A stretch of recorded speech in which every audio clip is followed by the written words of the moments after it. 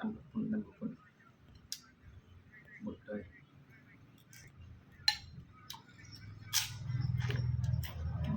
ผมแซ่บแบบกินผู้เล่นก็แซ่บเลยนะ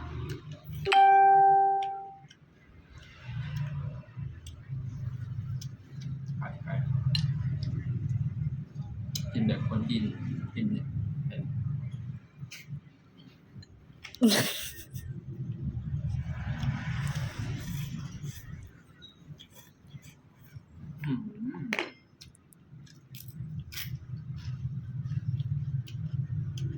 ยอด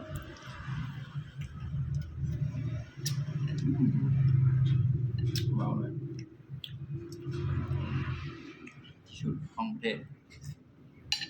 ปมเลย